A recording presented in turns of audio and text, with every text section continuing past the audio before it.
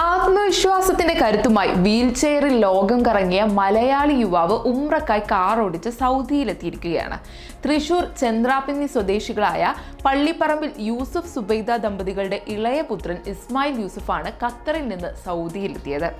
ദോഹയിൽ നിന്ന് റിയാദ് വരെ വിമാനത്തിലെത്തിയ ഇസ്മായിൽ അവിടെ നിന്ന് റെന്റേ കാർ എടുത്താണ് ഒറ്റയ്ക്ക് വാഹനം ഓടിച്ചെത്തിയത്.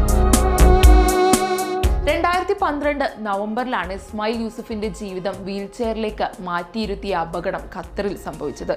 കൂട്ടുകാരുമൊത്ത് സ്ലൈഡിനും ഗേറ്റ് ചാരി വെക്കുന്നതിനിടെ ദേഹത്തേക്ക് മറിഞ്ഞു വീഴുകയായിരുന്നു. നട്ടെല്ല് തകർന്ന് സ്പൈനൽ കോഡിന് സാരമായ പരിക്ക് പറ്റി.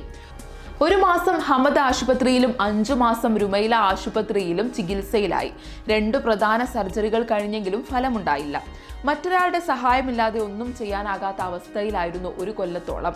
6 മാസം തൃശൂർ ഇടമുറ്റം പാലിയേറ്റീവ് കെയറിന്റെ കീഴിൽ ചികിത്സയിൽ പ്രവേശിച്ചു.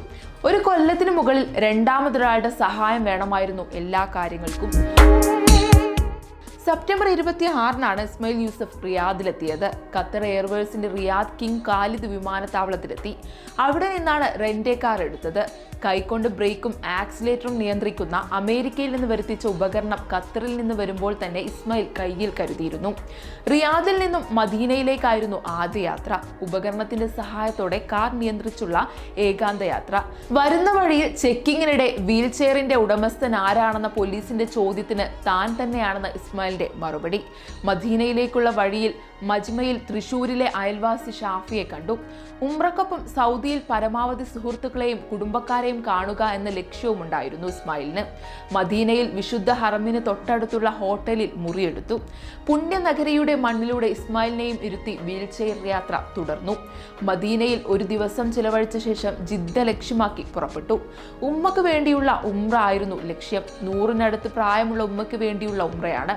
ഉമ്മയുടെ ആഗ്രഹം കൂടിയായിരുന്നു ഇത്. ബഹ്റ വഴി ജിദ്ദയിലേക്കുള്ള യാത്രയിലായിരുന്നു ഇസ്മായിൽ. മദ്രസയിൽ പഠിപ്പിച്ച മണ്ണാർക്കാട് സ്വദേശി സിദ്ദീഖ് ഉസ്താദിനെ ബഹ്റയിൽ കണ്ടു.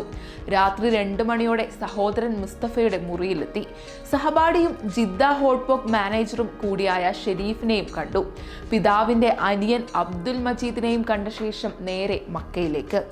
ജിദ്ദയിൽ നിന്ന് എക്സ്പ്രസ് വേയിലൂടെ മക്കയിലേക്ക്, കുദായി പാർക്ക് വഴി അജിയാദിലേക്ക്. മക്കാരിം ഹോട്ടലിന് സമീപം അല്പം ഉയരത്ത് പാർക്ക് ചെയ്തു. ഇസ്മായിൽ യൂസുഫിന്റെ വീൽ ചെയർ മക്ക ഹറമിന്റെ വിശുദ്ധ മണ്ണിലൂടെ ഉരുണ്ടു. ആദ്യ വർഷത്തിനു ശേഷം വീണ്ടും ഒരിക്കൽ കൂടി മക്കയിലെത്തുകയാണ്. അന്ന് വന്നത് കൂട്ടുകാരൻ ഷമീമിനൊപ്പമായിരുന്നു. ഉമ്മയും ഉപ്പയും സഹോദരന്റെ ഭാര്യയും എല്ലാം അന്ന് കൂടെയുണ്ടായിരുന്നു. ഉംറ കർമ്മം നിർവഹിച്ച് മുടിമുറിച്ച് നേരെ ക്ലോക്ക് ടവറിന്റെ 13-ാം നിലയിലേക്ക്. അവിടെ നിന്നാൽ ഹറം മുഴുവനായും കൺകുളിർക്കെ കാണാനാകും. ഉംറ നിർവഹിച്ച് നേരെ റിയാദിലേക്ക് തിരിച്ചുള്ള യാത്ര. ഖത്തർ എയർവേസിൽ തന്നെ ദോഹയിലേക്കുള്ള യാത്ര.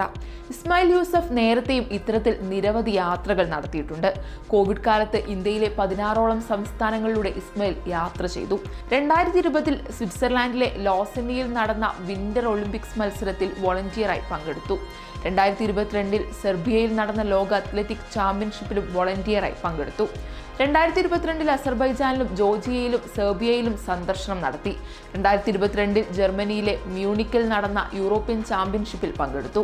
Germany, Hungary, Slovakia, check republic, Luxembourg, Austria, Belgium, Netherland തുടങ്ങി 9ഓളം രാജ്യങ്ങൾ സന്ദർശിച്ചു.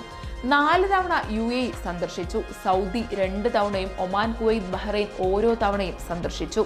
2024-ൽ അമേരിക്കയിൽ നടന്ന പാൻ അമേരിക്കൻ മാസ്റ്റർ ഗെയിംസിൽ വോളണ്ടിയറായി തിരഞ്ഞെടുക്കപ്പെട്ടു. ഈ യാത്രയിൽ Washington DC, Cleveland, Ohio, New York city എന്നിവിടങ്ങളിൽ സന്ദർശിച്ചു. അവിടെയൊക്കെയുള്ള മ്യൂസിയങ്ങളും നയാഗ്ര വെള്ളച്ചാട്ടവും വീൽ ചെയറിൽ കറങ്ങിക്കണ്ടു. തുടർന്നും ഇത്തരത്തിലുള്ള യാത്രകൾക്ക് കാത്തിരിക്കുകയാണ് ഇസ്മായിൽ. സൗദിയിലെ സന്ദർശനം കഴിഞ്ഞതോടെ ഇനി കാറിൽ ഒറ്റയ്ക്ക് ലോകം ചുറ്റാനുള്ള തയ്യാറെടുപ്പിലാണ്.